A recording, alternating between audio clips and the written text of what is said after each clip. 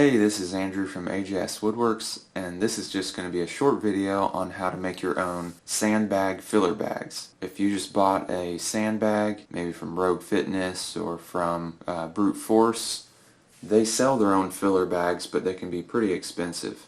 And currently, a lot of them are sold out. So, in my case, the filler bags for my Rogue Fitness bag were sold out. So instead of waiting for them to come back in stock, I decided I'd make my own and save a little bit of money. So the three things you need to make these filler bags are all-purpose sand or play sand or any kind of sand. I got this bag of Quikrete all-purpose sand for just about $5 or less, $4.50 or something like that. You also need some duct tape, although we won't be using as much duct tape as some other videos that I've seen. And then we'll also need sandbags. So I originally got the polypropylene bags, the woven ones, but sand actually leaks out of those. So I opted for these plastic ones that you can get on Amazon or at Home Depot. And these are a thick plastic. And so since the bag's going to get a little bit of abuse, I decided I'd just double these up because they are thick plastic, but I don't want to take any chances. They do have their own self-adhesive, so you can close it up and there's just a small gap, which means you can fold it over and duct tape it closed, and that limits your use of duct tape, but it also closes pretty well. So you can get 50 of these plastic bags for just 18 bucks.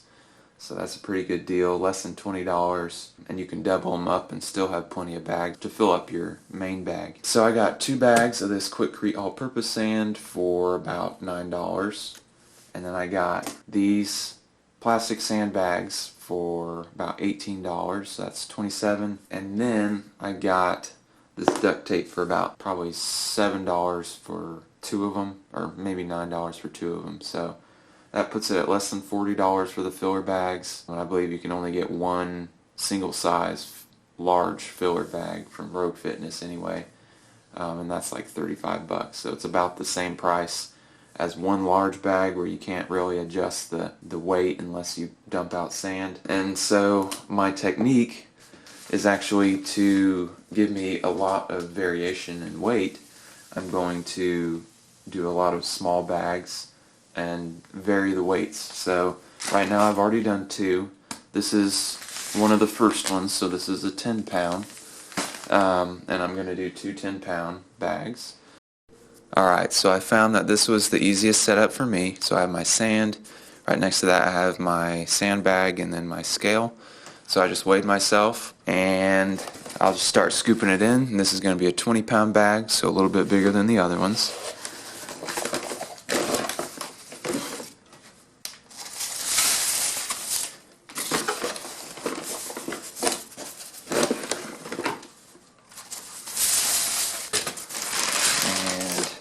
Try to get as close as I can, but if it's just 0.2 pounds off or something, I don't worry about it too bad.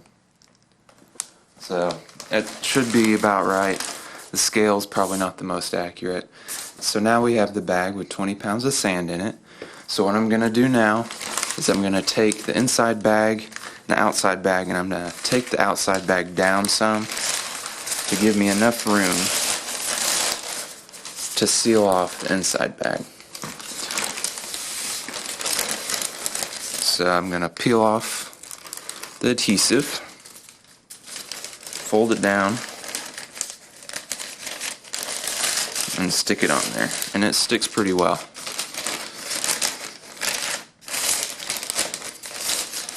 Alright, and then I'm going to pull up the outside bag layer and do the same thing onto the outside bag. So it's basically making a sealed bag within a sealed bag, and that's not so much for the leaking as much as it is for puncture resistance and wear and tear. That way I just have peace of mind knowing that I have 2 layers of thick plastic, and 50 bags lets you do that without having to buy another pack. So now you can see there's a lot of air in here, so I'm going to lay it down flat and press that air out.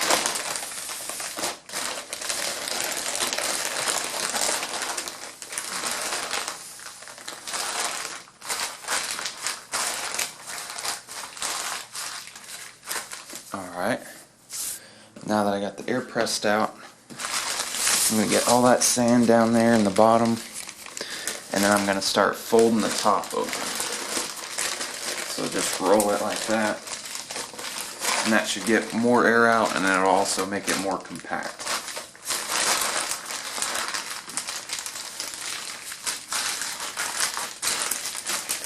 Alright, then you take your duct tape, get that held on there.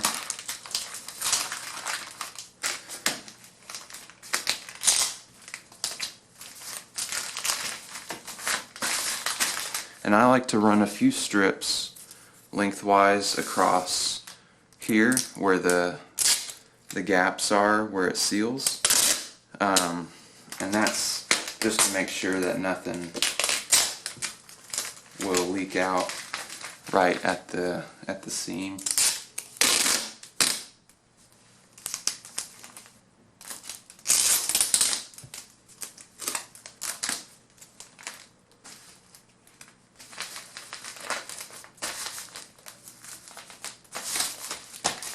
And then once we have those strips across there, I'm going to add a few strips over those just to hold those in place and to keep the bag a little more stiff. Alright, there you go. So that's a 20-pound bag, and this is the 10-pound bag. Well, all I'm going to do is make two 40-pound bags, two 20-pound bags, and two 10-pound bags. And that's going to give me a good variation where I can put in two 10s, get 20 pounds, and then I can put all of them in and get 140 pounds.